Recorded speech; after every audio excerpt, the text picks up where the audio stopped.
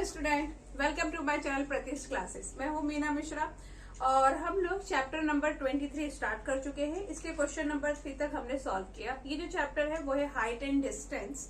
इसमें हम क्या करते हैं, इसमें हम ट्रिग्नोमेट्रिक रेशो की हेल्प से किसी भी चीज का हाइट और डिस्टेंस फाइंड करते हैं। तो जब भी आपने ट्रिग्नोमेट्री पढ़ा था तो आपने ये समझा था कि ट्रिग्नोमेट्री का यूज क्या है। ट्रिग्नोमेट्री का यूज उन सब चीजों के लिए, उन सब चीजों का हाइट और डिस्टेंस फाइंड करने के लिए होता है जिसका कि इजीली हम फाइंड नहीं कर सकते, जो मेजरिंग इंस्ट्रूमेंट है जैसे कि मेजरिंग टेप है, तो उसकी हेल्प से जिसका हम हाइट और डिस्टेंस फाइंड नहीं कर पाएंगे, उन सब चीजों का हाइट और डिस्टेंस फाइंड करने के लिए हम ट्रिग्नोमेट्री का यूज करते हैं।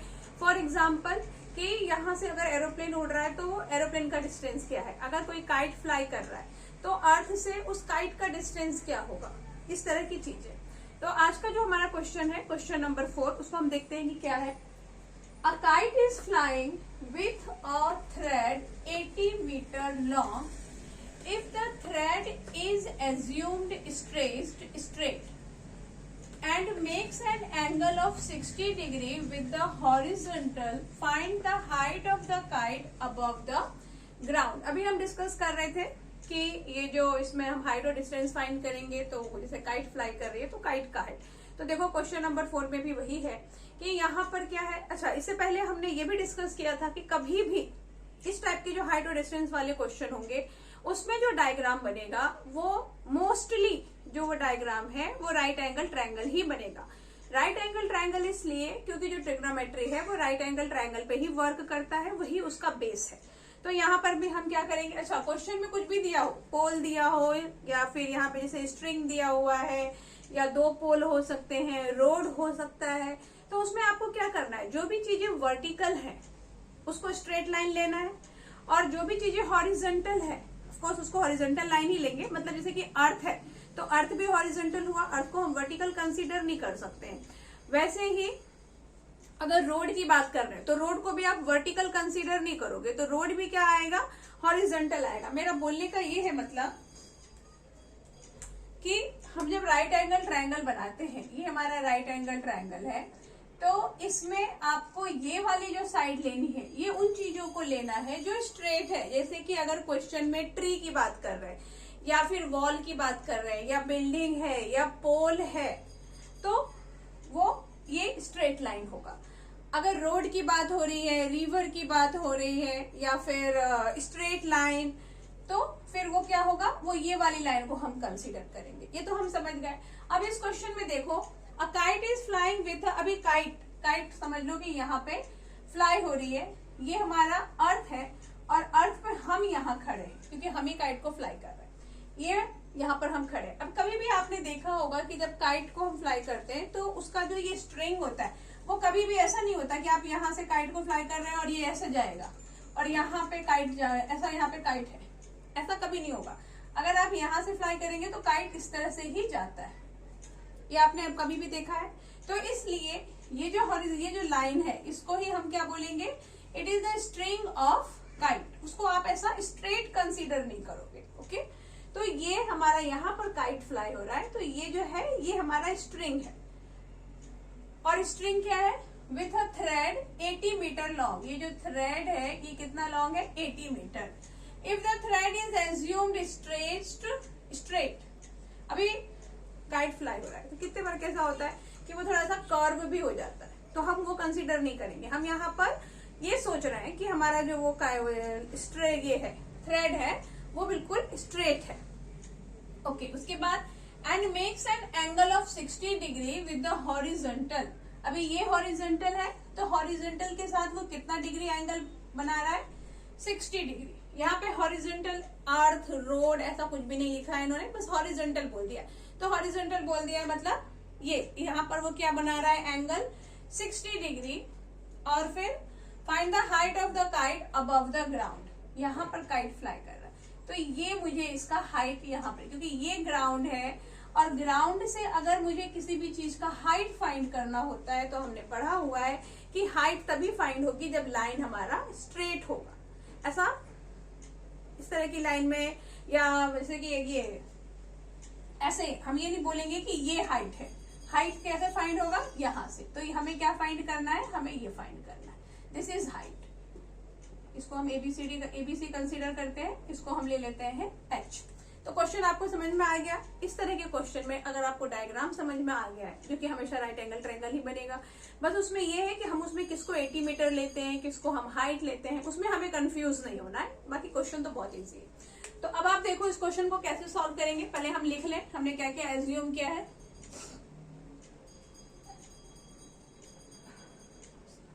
यहाँ पे हम क्या बोल सकते हैं, A is position of kite,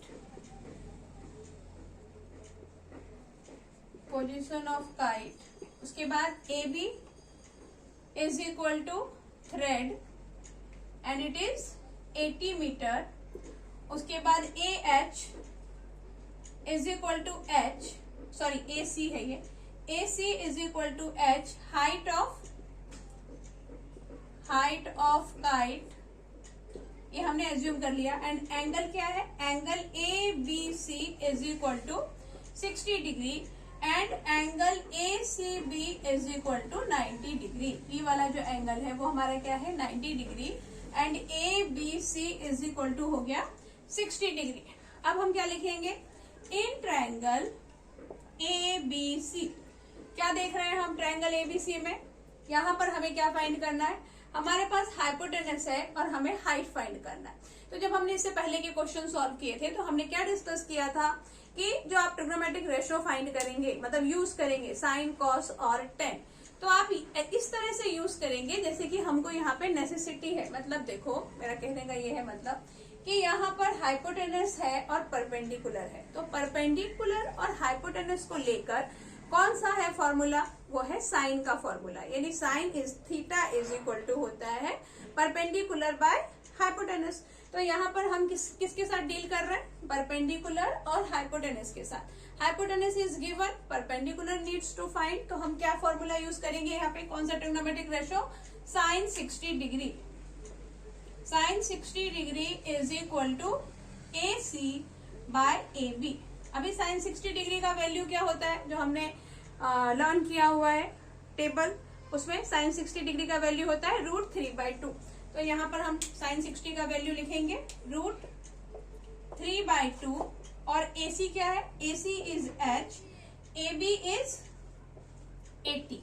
अब आप इसको आगे सॉल्व करो तो cross multiplication 80 √3/2 is equal to h। Cross multiply करने में मैंने ऐसे मल्टीप्लाई नहीं किया क्योंकि h की वैल्यू फाइंड करनी है, तो उसको साइड में वैसे ही रहने दो। क्या करना है, बस इसको उठा के यहाँ ले गए, तो h अकेला है, यही करना है हमें क्योंकि h की वैल्यू फाइंड करनी है। अब आप इसको कैंसिल कर सकते हैं, तो ये आ गया आपका 40 √3 is equal to h। 40 into √3 का वैल्यू 1.732 और इन दोनों को जब हम मल्टीप्लाई करेंगे तो हमारा आंसर आ जाएगा। तो मल्टीप्लाई करके आंसर क्या आया, 69.28 metre is equal to height.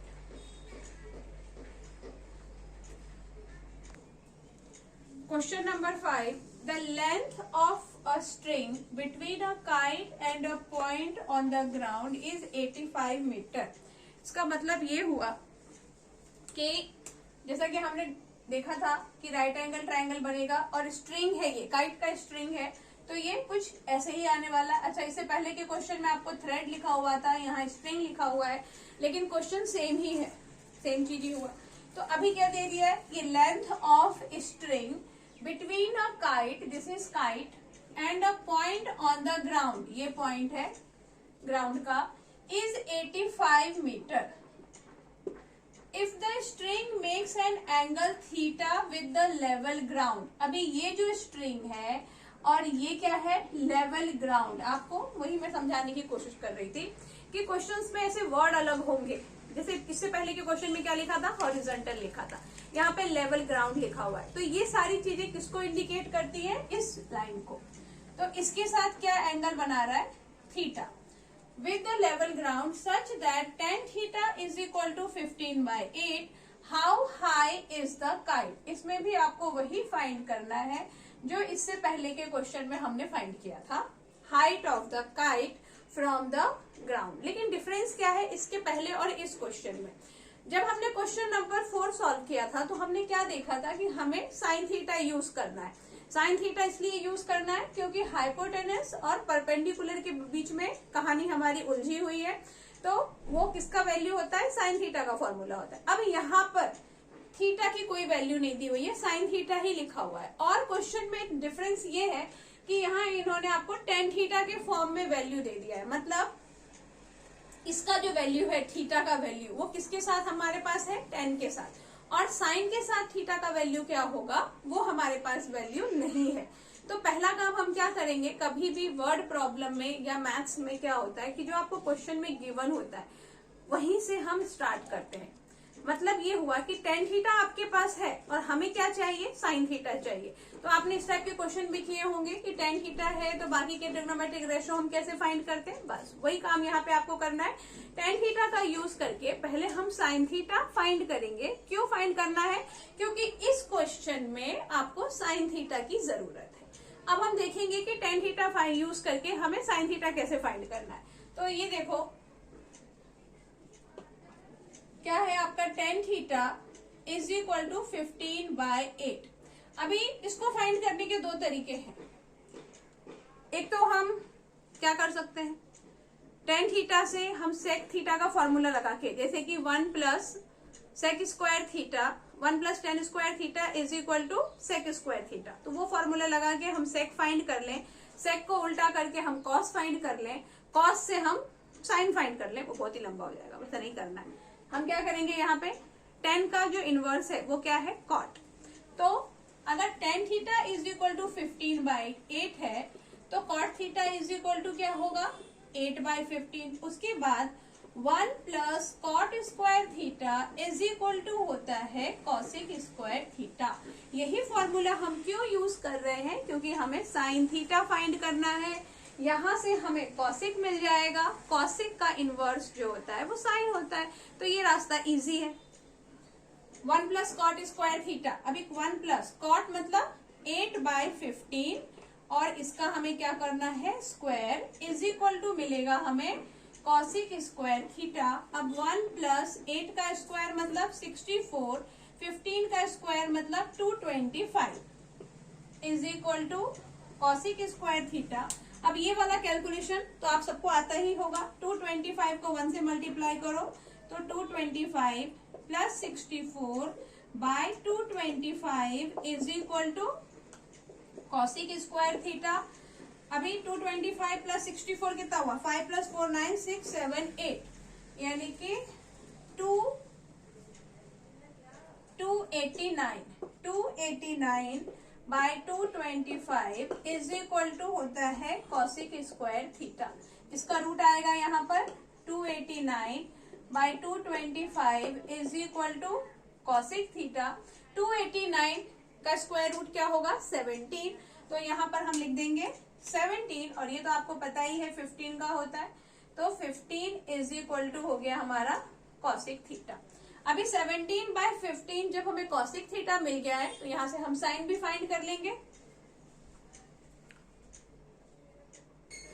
तो यहाँ से हमने क्या फाइंड कर लेना है, कॉसिक थीटा से sine theta is equal to क्या हो जाएगा, 15/17। अच्छा, ये क्वेश्चन जब हमने स्टार्ट किया था तो हमने इस डायग्राम को डिस्क्राइब नहीं किया था, तो वो आपको डिस्क्राइब कर देना है। कैसे डिस्क्राइब करेंगे, जैसा हमने इसके पहले के क्वेश्चन में किया था। A is the position of kite, उसके बाद AC is equal to 85 meter, angle ACB is equal to theta, AB is height of kite H, उसके बाद ABC is equal to 90 degree, और in triangle ABC now sine theta is equal to 15/17। अच्छा, मैं यहीं पे लिख देती हूँ, in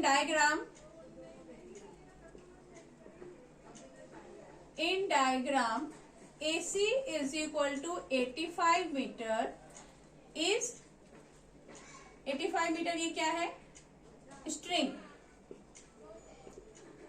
then AB is equal to H, height of kite.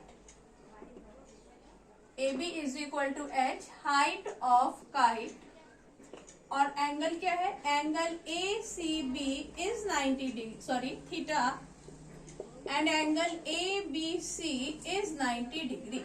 ये हो गया। अभी इन ट्रायंगल ए बी सी क्या लिखना है हमें, sine theta is equal to A B by A C. और ऐसा हम क्यों लिख रहे हैं, because this is the formula, hypotenuse by sorry perpendicular by hypotenuse. तो sine theta is equal to A B by A C. अभी sine theta का वैल्यू हमने क्या फाइंड किया, 15/17, यहाँ लिख दो। And A B is H, A C is 85, cross multiply करो, 15 into 85/17 is equal to H. ये कैंसिल होगा क्या 17 से, 5 7 जा 35, हाँ 17 1 जा 17 5 जा। अभी 15 इंटू 5, 15 5 जा 75 metre is height of cut.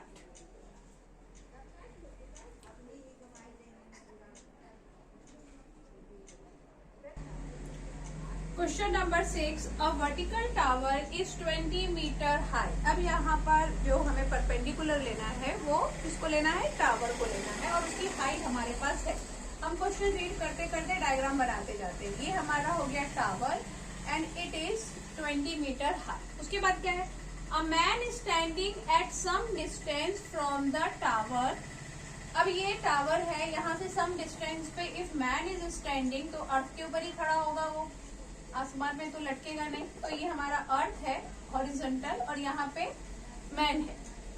आप इसको पॉइंट दे सकते हैं A B and C. C is the position of man. knows that cosine of the angle of elevation of the top of the tower is 0.53। अभी यहाँ पर इन्होंने हमें क्या दे दिया है, सीधे वैल्यू दे दिया है। किसका वैल्यू, ये पूरा वैल्यू है 0.53। ये एंगल नहीं है, ये वैल्यू है। तो मतलब क्या, जैसे कि अगर cos थीटा होता या कुछ भी है, समझ लो cos थीटा है, तो cos थीटा की वैल्यू क्या है 0.53। ऐसा हमें डायरेक्ट उन्होंने, इससे पहले के क्वेश्चन में क्या था, उन्होंने जो वैल्यू दिया था वो सब फ्रैक्शन में था। वो भी आपको 10 का वैल्यू दिया था, 10 से हमने साइन का वैल्यू फाइंड किया था, और वो फ्रैक्शन में था। इस क्वेश्चन में ये वैल्यू आपके पास डेसिमल में है। हाउ फार इज, इसको यहाँ नहीं लिखती हूँ, how far is the standing from the foot of the tower. ये फुट ऑफ टावर है, it is the position of man. So how far the man is standing from the foot of the tower means हमें ये x find करना है, वो tower से कितना दूर है ये हमें फाइंड करना है। तो क्वेश्चन आपको क्लियर हुआ। इसके पहले के क्वेश्चन और इस क्वेश्चन में डिफरेंस क्या है, बस वही कि उसमें जो आपको वैल्यू थी वो tan थीटा था, और tan थीटा आपको फ्रैक्शन में गिवन था, उससे हमने sin थीटा किया। यहाँ आपको cos थीटा गिवन है, और cos थीटा भी आपको डेसिमल में गिवन है। तो इसमें भी आप सेम कर सकते हैं कि cos थीटा लिया हमने, cos थीटा से हम क्या कर सकते हैं, cos का उल्टा sec कर सकते हैं, और sec में फॉर्मूला लगा सकते हैं 1 + tan square theta is equal to sec square theta. लेकिन यहाँ हमें चाहिए क्या, सबसे पहले तो हम ये देखें, ये x फाइंड करना है। हाँ ऑफकोर्स हमें tan चाहिए, यानी ए बी और ये परपेंडिकुलर और बेस। परपेंडिकुलर और बेस किस में यूज होता है, tan में यूज होता है। तो यहाँ से हम उससे वैसे भी फाइंड कर सकते हैं।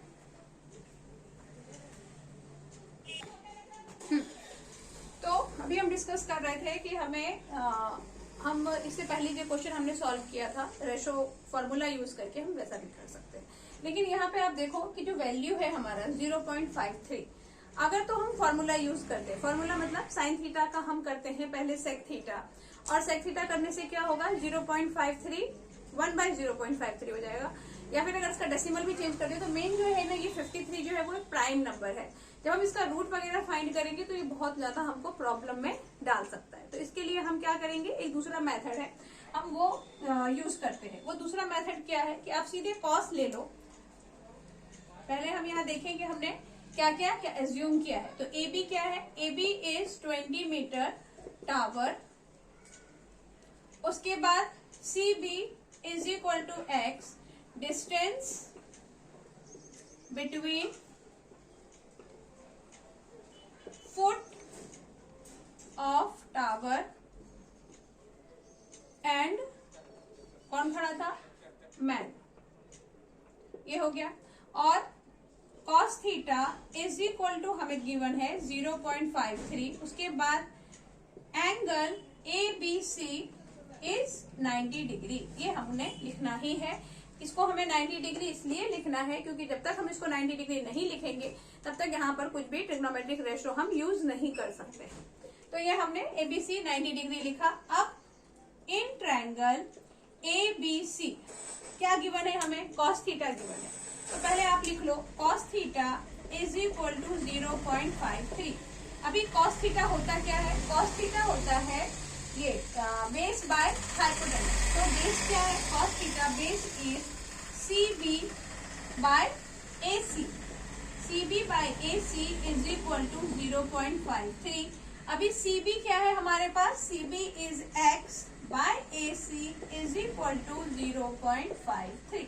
इस क्वेश्चन में मुझे क्या करना है? मुझे ये CB की वैल्यू फाइंड करनी है x।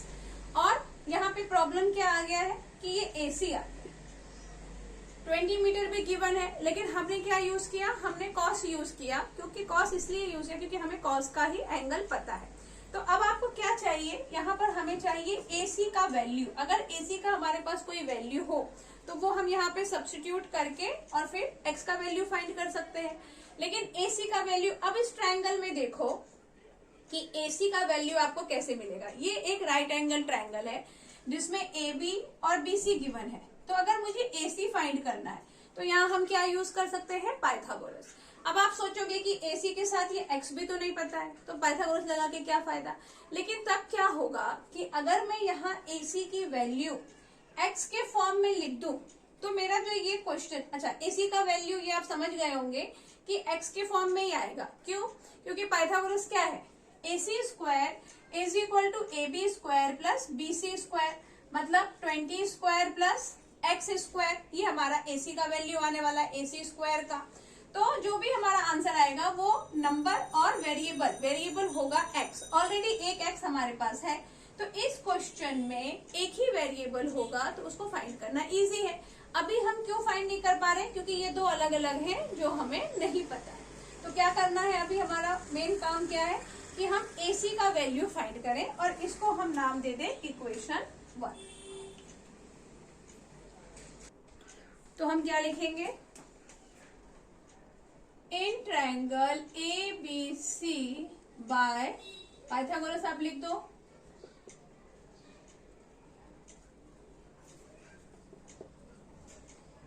Bye Pythagoras theorem. तो पाइथागोरस थ्योरम क्या है? AC square is equal to AB square plus BC square. अब वैल्यू सब्स्टिट्यूट करो। AB is 20 square plus BC is x square, और इसको आप लिख सकते हैं 400 plus x square is AC square. लेकिन अभी आपने देखा कि इस फॉर्मूला में, मतलब इक्वेशन में, मुझे AC चाहिए, AC स्क्वायर नहीं। तो इसका ये स्क्वायर इधर क्या आ जाएगा? रूट। तो हमें AC का वैल्यू क्या मिलने वाला है? Root 400 plus x square. इसको आप दे दो इक्वेशन 2, और इस AC की वैल्यू को हम यहाँ पे सब्स्टिट्यूट करेंगे। Substituting value of equation 2 in equation 1। अब आप सोचेंगे कि इस क्वेश्चन में बिल्कुल अलग ही है, कैसे मालूम पड़ेगा कि ये सब कुछ करना है। तो देखो, इसके पहले भी हमने काफी टाइम बारे ये डिस्कस किया है कि क्वेश्चन में जो गिवन है पहले उस पर कॉन्सेंट्रेट करो। क्या गिवन था हमें? cos theta. तो हमने पहले भी डिस्कस किया था कि या तो हम वो फॉर्मूला मेथड से कर सकते हैं, लेकिन उसमें कैलकुलेशन बहुत सारे हो जाएंगे, इसलिए हमने उसको स्किप किया। लेकिन अगर एग्जाम में आप उस फॉर्मूला मेथड से भी कर रहे हैं तो कोई इश्यू नहीं, आप पेशेंसली कैलकुलेशन करना, आंसर आएगा। बट अगर आपको ये मेथड याद हो तो फिर आप यही मेथड यूज करना। अभी इस मेथड में क्या है? बहुत ही इजी है। आपको cos थीटा गिवन है, हमने cos थीटा लगाया। cos थीटा होता है बेस बाय हाइपोटेनस। हमने बेस और हाइपोटेनस लिखा, फिर हमें चाहिए x, एक्स्ट्रा आ गया है AC। तो अभी AC को रिमूव करने के लिए मुझे AC का वैल्यू फाइंड करना पड़ेगा। इस ट्रायंगल में AC का वैल्यू फाइंड करना मतलब ट्रायंगल का एक साइड फाइंड करना, यानी पाइथागोरस। वैसे भी अगर राइट एंगल ट्रायंगल है तो ट्रिग्नोमेट्री और पाइथागोरस, इसके अलावा उसमें और कुछ हमको याद रखना ही नहीं, क्योंकि यही यूज होते हैं। तो ये हो गया। इस तरह से हमने ये AC का वैल्यू फाइंड किया और अब हम इसको यहाँ सब्स्टिट्यूट करेंगे। तो कुछ भी ऐसा मुश्किल काम नहीं है, याद रखना। Value of equation 2 in equation 1। अब यहाँ पर x by AC is √400 plus x square is equal to 0.53। अब देखो एक और बात कि कभी भी क्वेश्चन में अगर रूट दिया हुआ है, अब जैसे कि यहाँ पे ये रूट दिया हुआ है, तो कैलकुलेशन हम कुछ कर ही नहीं पाएंगे, इन दोनों को हम मल्टीप्लाई नहीं कर पाएंगे। तो हमारा पहला काम होता है इस रूट को हटाना, और अगर रूट को हटाना है तो बोथ साइड आपको क्या करना होगा, स्क्वायर करना होगा। तो वही हम यहाँ पे करेंगे। ये भी इतना मुश्किल नहीं है, याद रखना। ऐसा हम क्यों कर रहे हैं, क्योंकि इस रूट को हटाना है। अगर यहाँ ये रूट नहीं होता तो स्क्वायर करने की हमको जरूरत ही नहीं पड़ती। तो हम अब क्या लिखेंगे, स्क्वायरिंग बोथ साइड,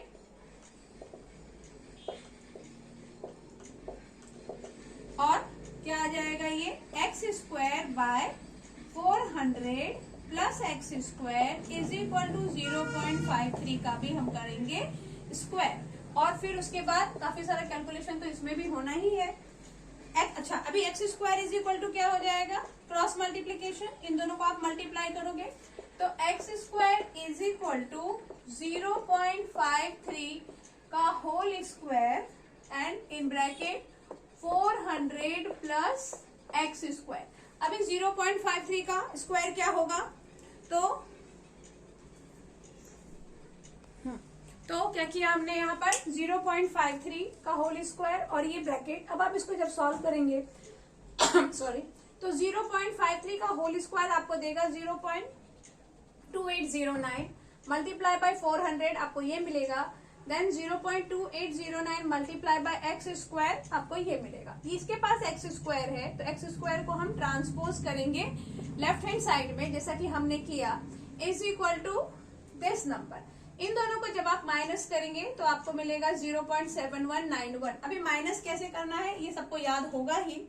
माइनस कैसे हुआ, यहाँ एक्स स्क्वायर के पास कोफिशिएंट क्या है 1, तो आप लिखेंगे 1.000 और उसके नीचे आप लगा देंगे इसको 0.280, यहाँ पे एक और जीरो लगा दो 09। इस तरह से हम इसको अरेंज करेंगे। और जब आपने इसको अरेंज किया तो माइनस करना तो इजी है। 10 माइनस 9 इज 1, ये हो गया 9, ये हो गया 9, 9 माइनस 8 इज 1, ये भी 9 हो गया, 9 माइनस 2 इज 7 और ये हो गया आपका 0। तो 0.7191 एक्स स्क्वायर। यहाँ से एक्स स्क्वायर की वैल्यू में क्या आएगा, ये डिवाइडेड बाय ये 112.36 डिवाइडेड बाय 0.7191। अब यहाँ पर 6, 7, 8, 9, 10, 11, 12, 13, इसमें ये भी एक प्राइम नंबर है तो कैंसिल करके आंसर आया ये। x इज इक्वल टू, जब आप इसका रूट फाइंड करेंगे तो इसका रूट आएगा 12.5। अब इसका रूट फाइंड करना भी एक मेथड है, इसके लिए भी उसका मैंने वीडियो बनाया हुआ है, डिवीजन मेथड, उसका मैं आपको लिंक शेयर करूंगी इस वीडियो के साथ। और कुछ शॉर्टकट भी होते हैं, तो मैं बहुत जल्द एक ऐसा वीडियो भी आपके साथ शेयर करूंगी जिसमें हम लोग कैलकुलेशन के शॉर्टकट मेथड सीखेंगे, जो आपको कॉम्पिटिटिव एग्जाम में भी काम आएगा और इस तरह से क्वेश्चन के बीच में जो कैलकुलेशन हमें फाइंड करना होता है उसमें भी काम आएगा। तो इस तरह से आपने क्या किया, ये x की वैल्यू फाइंड कर लिया 12.5 मीटर।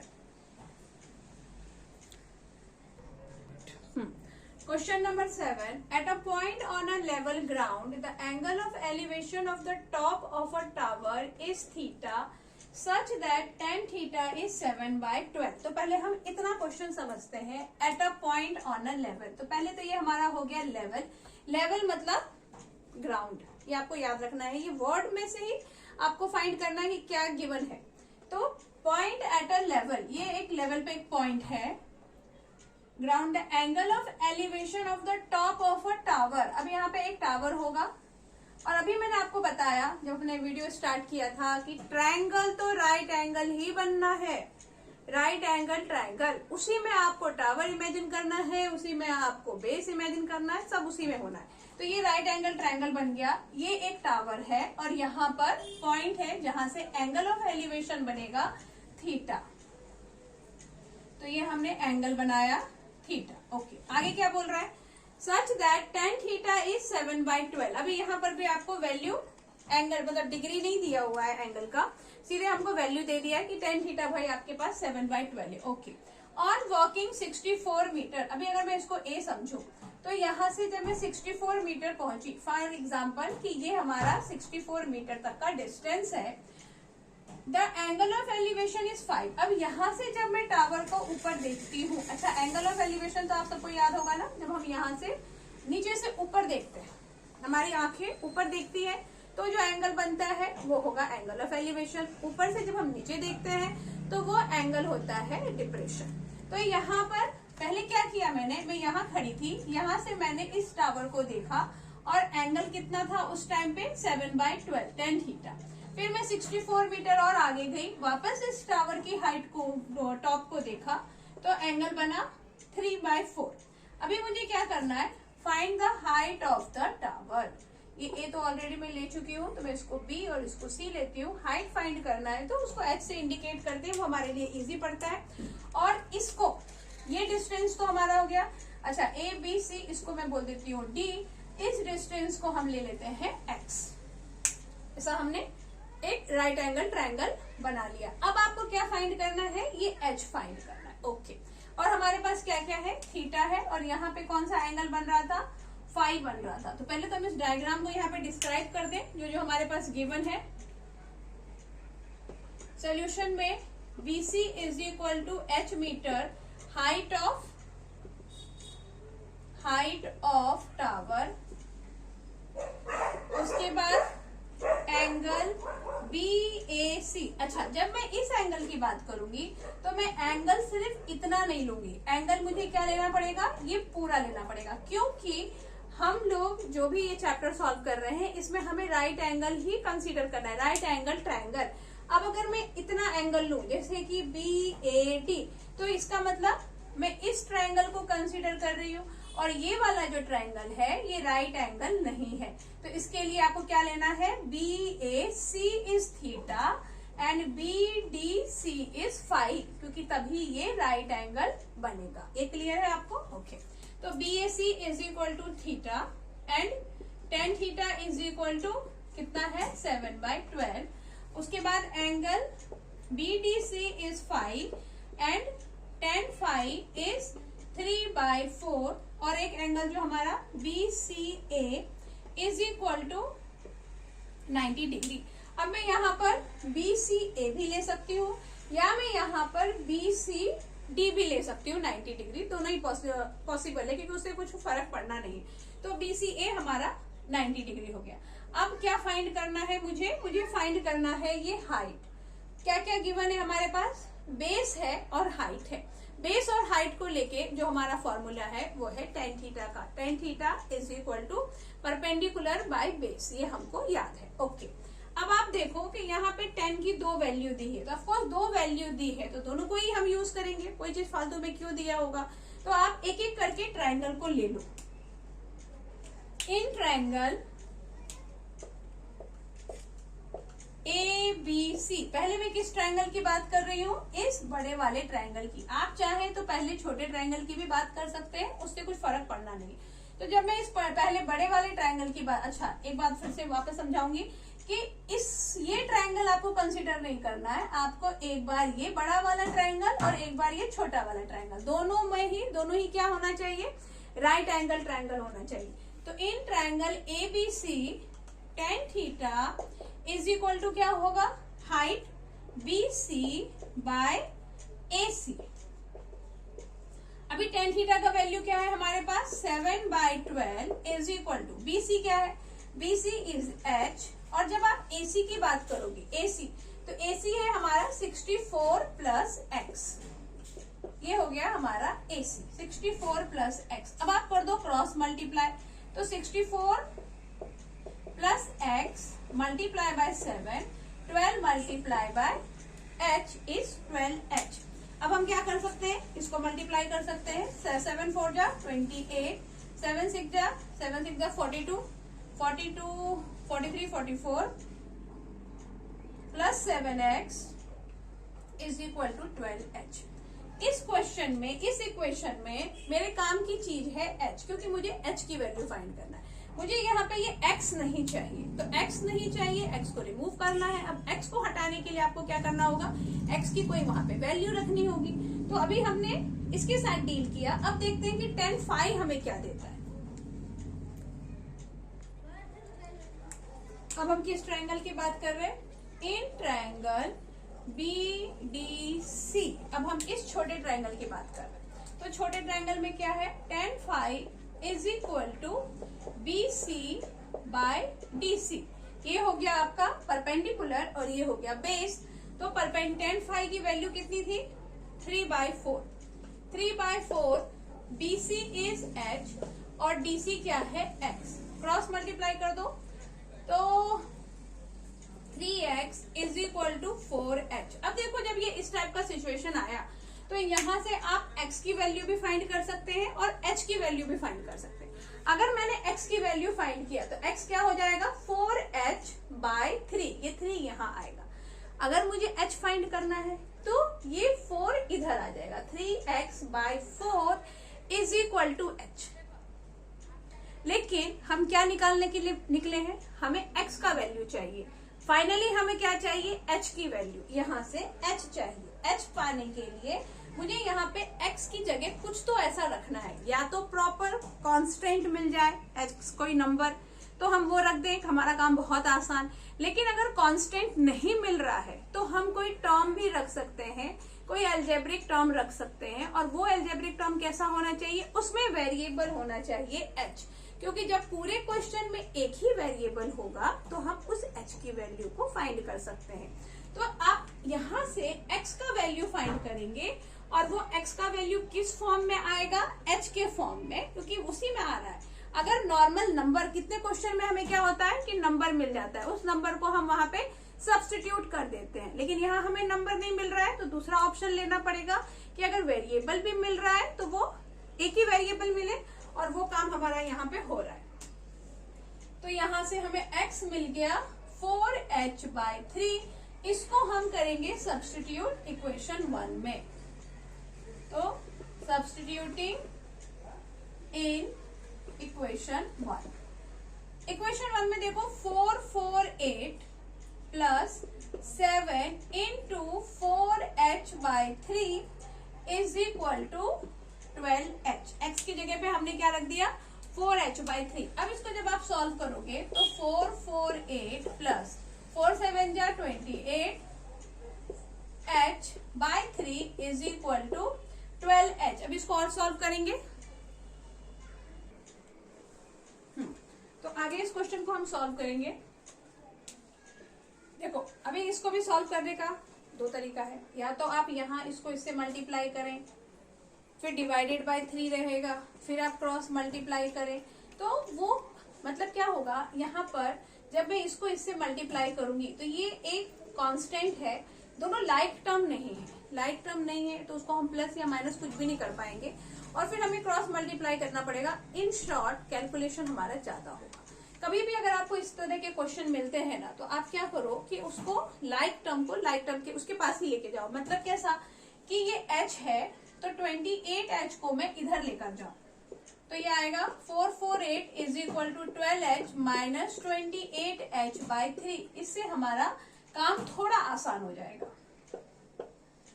12 3 जा 36h माइनस 28h/3। अभी देखो, यही काम अगर हम यहाँ करते तो यहाँ हम इसको कैलकुलेट नहीं कर पाते, लेकिन यहाँ हम इसको कैलकुलेट कर सकते हैं। तो 36 माइनस 28, 16 माइनस 8, 9 10 11 12 13 14 15 16 7 8 आ गया।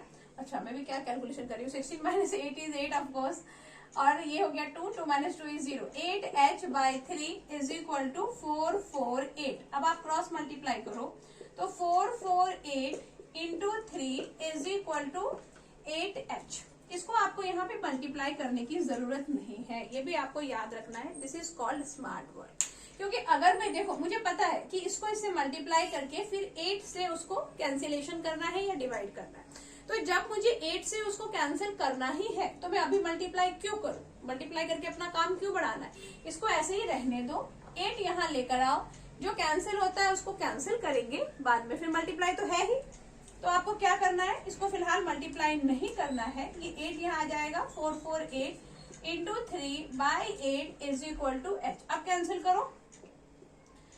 अच्छा, ये 8 से कैंसिल हो जाएगा, 448, तो क्या आंसर आएगा, 8 5 जा 40, 8 6 जा 48, 56 इंटू 3, 56 इंटू 3 करेंगे तो 6 3 जा 18 एंड 5 3 जा 15 और 1 16, 168 मीटर इज हाइट।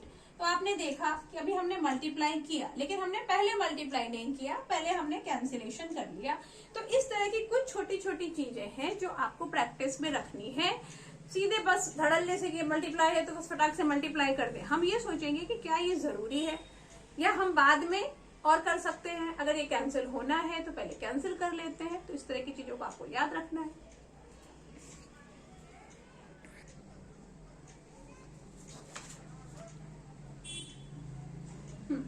तो question number 8, from 2 point A and B on the same side of a building, the angle of elevation of the top of the building are 30 degree and 60 degree। ये मैं पहले भी आपको बता दी कि word को देख देख के हमें कंफ्यूज नहीं होना है। बहुत मामूली बातें रहती हैं, बस उसको लिखने का तरीका ये लोग बना देते हैं। जैसे अभी एंगल ऑफ एलिवेशन है, कुछ नया नहीं है, एंगल बनाना है, इतना ही आपको याद रखना है। 30 डिग्री एंड 60 डिग्री तो क्या बनेगा, राइट एंगल ट्रायंगल बनेगा। उसके अलावा बनता ही क्या है इसमें। तो हमने क्या करना है यहाँ पे, from 2 point A and B on the same side of a building. तो पहले हमने बनाई एक बिल्डिंग। अभी बिल्डिंग पे from 2 point A and B, एक पॉइंट आपको हमेशा लास्ट में लेना है, एक पॉइंट आपको हमेशा बीच में किधर भी ले लो, लेकिन एक तो लास्ट में आपको पॉइंट लेना ही है। अगर क्वेश्चन में सिर्फ एक ही पॉइंट के बारे में बोल रहे हैं तो वो पॉइंट हमेशा लास्ट में आएगा। अगर मतलब पॉइंट या पोजीशन, या अगर दो पोजीशन की बात कर रहे हैं तो ये डायग्राम हमेशा ऐसा ही बनेगा। इस टाइप के क्वेश्चन ये भी हो सकते हैं कि यहाँ पे ये लाइट हाउस है और ये एक रिवर है और रिवर में 2 शिप है, तो भी वो ऐसे ही बनेंगे। 2 पॉइंट की बात हो रही है, 2 ऑब्जेक्ट की बात हो रही है, 2 एंगल की बात हो रही है, तो डायग्राम ऐसे ही बनेगा। ओके, तो building the angle of elevation top of the building are 30 degree. तो पहला एंगल हमें 30 डिग्री लेना है और दूसरा एंगल हमें 60 डिग्री लेना है। अब ये चीजें आपको कैसे याद रहेंगी, उसके लिए भी मैं आपको एक ट्रिक बताती हूँ। देखो, कभी भी जब ये एंगल बनता है तो जो छोटे से बड़ा ही हम ऐसा लेते हैं। अगर आपको ऐसे ना भी याद रहे तो आप ऐसे याद रखो कि ये वाला जो पॉइंट है, इस पॉइंट पे कितने का एंगल बन रहा है, 90 डिग्री का एंगल बन रहा है। तो इसका मतलब क्या होगा, ये इंक्रीजिंग ऑर्डर में जाएगा। अगर ये डिक्रीजिंग ऑर्डर में जाता तो इस पॉइंट पे कम, इस पॉइंट पे ज्यादा, मतलब अगर डिक्रीजिंग होता तो ये 60, फिर ये 30, फिर ये 90, ऐसा तो नहीं होता, क्योंकि बेस एक ही है तो इसके, और पॉइंट भी एक ही है जहां से एंगल बन रहा है। तो इसके लिए आपको ऐसे याद रखना है कि अंदर वाला 90 है, वो सबसे बड़ा है, यानी ये सब आपको इंक्रीजिंग ऑर्डर में लिखना है। ये 30, ये 60, अगर 45 होता तो ये 30, ये 45। ओके, इस 90 को देख के याद रखना कि सबसे अंदर वाला बड़ा है, मतलब आपको इंक्रीजिंग ऑर्डर में इन 2 एंगल को अरेंज करना है। तो ये 30 60 हमने अरेंज किया। If the height of the building is 10 metre, ये आपको दे दिया है भाई 10 metre. Find the distance between A and B, ये आपको फाइंड करना है। ए बी का डिस्टेंस कितना है, करेक्ट टू डेसिमल प्लेसेस। इसको भी देख के हमें कंफ्यूज नहीं होना है, क्योंकि जब भी अगर हम फाइंड करेंगे, अगर फ्रैक्शन में आंसर आता है तो ये लाइन से बस आपको ये समझ में आना चाहिए कि उसको आंसर को मुझे फ्रैक्शन में नहीं लिखना है, उसको मुझे डेसिमल में कन्वर्ट करना है, और डेसिमल में कन्वर्ट करके भी डेसिमल के बाद 2 प्लेस तक ही आंसर लिखना है। बस इतना ही मतलब है इसका। ओके, अब इसका नाम A B, इसको C और इसको D। डायग्राम को एक्सप्लेन करेंगे। तो डायग्राम में क्या है, DC is 10 metre, what is it, building, ये हो गया बिल्डिंग। A और B क्या था, 2 points A B on the same side of building. Angle के नाम लिख लो। A और B को अलग से कुछ डिस्क्राइब करने की जरूरत नहीं है, क्योंकि यहाँ पे कुछ लिखा नहीं है। लिखा नहीं है मतलब ऐसा कुछ लिखा होता कि पोजीशन ऑफ मैन या पोजीशन ऑफ ट्री या कुछ और। A और B 2 पॉइंट है तो लिखा है, ठीक है। अभी एंगल DAC मैंने आपको पहले भी बताया था कि आपको ये पूरा लेना पड़ेगा, क्योंकि हम राइट एंगल ट्रायंगल ही ले सकते हैं। DAC is 30 degree, angle DBC is 60 degree and angle DCA is 90 degree. ये हमने सारा कुछ ले लिया। अभी इन ट्रायंगल BDAC, यानी मैं इस बड़े एंगल को पहले ले रही हूँ, यहाँ पे 90 डिग्री लिखने की जरूरत नहीं। ओके, तो इन ट्रायंगल BAC अब आपको दो एंगल दिए हुए हैं, तो दोनों के साथ डील करना है। अच्छा, हमें क्या है, हाइट हमें पता है और बेस के बेस, मतलब हमारा जो कहानी है वो हाइट और बेस के बीच में ही घूम रहा है। तो हाइट और बेस किस में आता है, 10 में आता है, तो यहाँ पे मतलब आपको 10 लेना है। तो in triangle DAC tan 30 degree is equal to height क्या होगा DC और बेस क्या होगा AC। AC का मतलब हो सकता है AB प्लस BC। यहाँ मैंने कुछ भी x और y वेरिएबल नहीं लिया है, आप चाहो तो AB को x और BC को y भी ले सकते हो, फिलहाल मैंने नहीं लिया।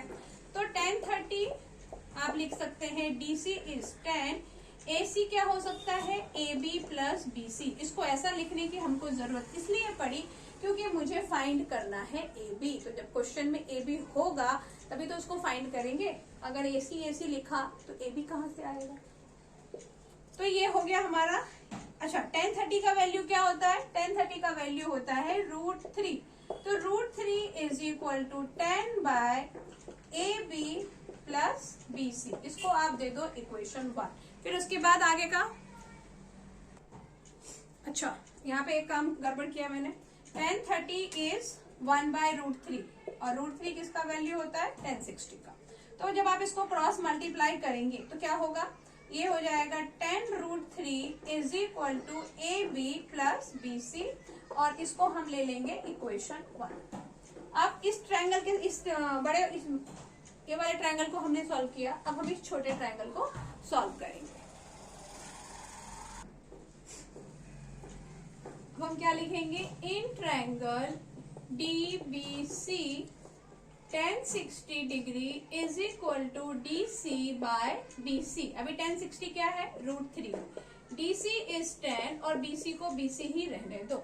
यहां से अगर मुझे देखो, अभी इस क्वेश्चन में क्या था, मुझे AB फाइंड करना है, distance between point A and B। मतलब मुझे ये BC को रिमूव करना है। अभी BC को रिमूव करने का तरीका क्या है कि या तो हम उसकी कोई वैल्यू रखें या वो कैंसिल हो जाए। तो यहाँ पे देखो, कैंसिल तो उसको होना नहीं है, यानी इसकी कोई वैल्यू रखेंगे तभी वो रिमूव होगा। और वैल्यू कैसे फाइंड करते हैं, यहाँ से आपको BC का वैल्यू मिल जाएगा। अच्छा, इस क्वेश्चन में हम ये लकी हैं कि जो BC का वैल्यू मिल रहा है वो कांस्टेंट के फॉर्म में मिल रहा है, किसी वेरिएबल के फॉर्म में नहीं मिल रहा है। इससे पहले के क्वेश्चन में आपको x का वैल्यू h के फॉर्म में मिला था और फिर हमने उसको वैसे ही सब्स्टिट्यूट किया था और हमने ये डिस्कस किया था कि पॉसिबल है कि हमें वैल्यू कांस्टेंट के फॉर्म में मिले, यानी उसके अंदर वेरिएबल हो ही ना। तो इस क्वेश्चन में कुछ वैसा ही होगा। यहाँ से BC का वैल्यू कैसे फाइंड करेंगे, ये BC इधर और ये √3 इधर। तो BC is equal to 10 by √3 और ये पूरा कांस्टेंट है। इसको अब आप सब्स्टिट्यूट करोगे इन इक्वेशन 1। तो यहाँ लिखेंगे substituting value of equation 2 in equation 1। जब आप सब्स्टिट्यूट करते हैं तो tan √3 is equal to AB को AB ही रहने देंगे क्योंकि वही फाइंड करना है, प्लस BC क्या रख देंगे हम, 10 बाय √3। अब क्या करें, इस tan √3 को आप यहाँ ले आओ क्योंकि वैसे भी AB का वैल्यू फाइंड करना है, तो वही अकेला रहेगा, उसके साथ जो भी है सब इधर आ जाएंगे। तो इसको यहाँ पर कुछ भी सॉल्व करने की आपको जरूरत नहीं है, इसको उठा के हमें इधर ले आना है। तो tan √3 minus 10 by √3 is equal to AB। अब आप क्रॉस मल्टीप्लाई कर दो, √3 into √3 is 3 into 10 is 30 minus 10 by √3 is equal to AB। तो ये हो जाएगा 20 by √3 is equal to AB। अभी √3 नीचे डिनोमिनेटर में है, रूट के फॉर्म में, तो ये आपको पता ही है कि आपको रैशनलाइज करना पड़ेगा। तो 20 by √3 into √3 is equal to AB। तो ये हो गया 20 √3 by 3 is equal to AB, अब आप क्या कर सकते हो, आपको क्या करना है, √3 का वैल्यू रख देना है। 20 into 1.732 by 3 is equal to AB। अब ये कैंसिल होगा क्या, 7, 8, 9, 10, 11, 12, 13, ये तो कैंसिल नहीं होगा। तो अब आप क्या करेंगे, इन दोनों को करेंगे मल्टीप्लाई और उसको फिर 3 से करेंगे डिवाइड, तो आपको आंसर मिलेगा। अब आंसर क्या है इसका, तो इसका आंसर आपको मिलेगा 11.55 मीटर। और ये 11.55 मीटर क्या है, distance between A and B। Clear.